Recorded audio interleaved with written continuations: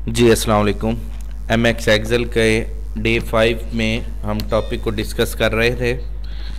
ये उसका बकिया हिस्सा दूसरी वीडियो में अब हम डिस्क्राइब करेंगे।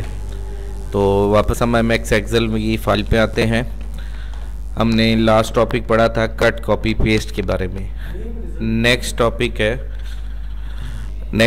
है कि अगर हमने टेक्स्ट को आगे पीछे करना हो, टेक्स्ट की ओरिएंटेशंस करनी हो, तो उसको हम कैसे मूव करते हैं। तो अपना मतलूबा टेक्स्ट सेलेक्ट करने के बाद, ठीक है, और उसकी एंगल देना, इस साइड में एंगल देना है वर्टिकल, ये तमाम एंगल इसमें मौजूद हैं। एंगल देना क्लॉकवाइज, तो इस पर क्लिक करेंगे तो ये देखें तमाम टेक्स्ट हमारा क्लॉकवाइज मूव हो जाएगा। रोटेट एंगल देना है क्लॉकवाइज, एंटी क्लॉकवाइज देना है तो इस साइड पे, ठीक है।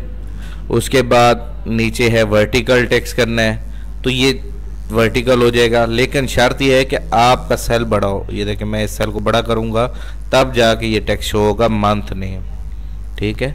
अब मैं इसको सिलेक्ट करता हूँ। अब मैंने इसका एंगल चेंज करना है, रोटेट अप। रोटेट अप कहते हैं साइड से इस साइड पे कर देना, तो इस अमल को कहते हैं रोटेट अप। ये टेक्स्ट हम उस सूरत में लगाते हैं जब हमारे पास जगह कम हो और हमने इसको रखना हो, मतलब कि ये इसलिए यूज़ होता है। ये देखें ये करीब करीब हो जाता है यूँ करके, ठीक है। ये ऐसे तंग करने के लिए कि काम बहुत ज़्यादा है तो उस सूरत में हम इस टेक्स्ट को रोटेट अप कर देते हैं।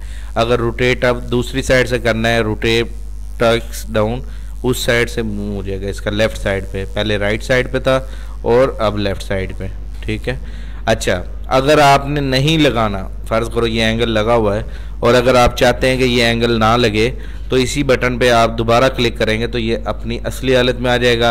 अब आपने करना क्या है, जस्ट अपने बॉक्सेस को बड़ा करना है, जो आपके बॉक्स वैसे थे और ये अब वैसी शक्ल इख्तियार कर लेगा। अब ये देखें नीचे वालों को हमने सेट नहीं किया था, सिलेक्ट नहीं किया था, इसलिए वो नहीं हुए। तो अब ये मैं सारे टेक्स्ट को सिलेक्ट करता हूँ और ओरिएंटेशन में जाता हूँ। ये पहले मैं एंगल दूंगा तो एंगल हो गया, और अब एंगल को अन एंगल करूँगा तो ये देखें तमाम हमारा टेक्स्ट बिल्कुल सेट हो चुका है, ठीक है। नेक्स्ट टॉपिक है हमारा इसी के साथ अपने मतलूबा टेक्स्ट। ये इस टाइम सेंटर अलाइनमेंट लगी हुई है जनवरी पे, ठीक है। इन सारों को ही मैं सिलेक्ट कर लेता हूँ। पहला सीरियल नंबर, डे, संडे और जनवरी, ठीक है। मैं इनकी अलाइनमेंट भी ऑफ कर देता हूँ। अब मैं चाहता हूँ थोड़ा सा आगे पीछे मूव करें। थोड़ा सा आगे पीछे मूव करने के लिए ये इंक्रीज इंडेंट की मदद से यूज़ करते हैं, और डिक्रीज इंडेंट थोड़ा सा कम करना। इंक्रीज इंडेंट, ये देखें ये थोड़ा सा, जितना आप क्लिक करेंगे उतना आगे जाएगा।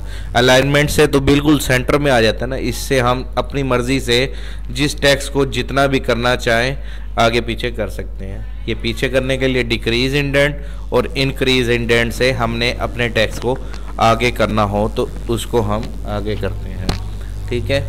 तो ये हमारा टेक्स्ट थोड़ा सा आगे पीछे धकेलना हो तो इंक्रीज इंडेंट, डिक्रीज इंडेंट, इसकी मदद से करते हैं। तो इसी के साथ हमारा ये आज का डे 5 के टॉपिक कंप्लीट हुए। आज का हमारा टॉपिक था, दोबारा से सुन लें, कट कॉपी पेस्ट। टेक्स्ट को मूव करना इधर उधर, कट करना, पेस्ट करना, पेस्ट, और उसके बाद ओरिएंटेशंस, टेक्स्ट ओरिएंटेशन, एंगल्स वगैरह देना। इस टॉपिक में ये 4 से 5 एंगल्स हैं, इनको भी आपने करके देखना है। और टेक्स्ट ओरिएंटेशन, डिक्रीज इंडेंट और इंक्रीज इंडेंट। उम्मीद करता हूँ आपको इस टॉपिक की समझ आ गई होगी। अस्सलामु अलैकुम व रहमतुल्लाहि व बरकातहू।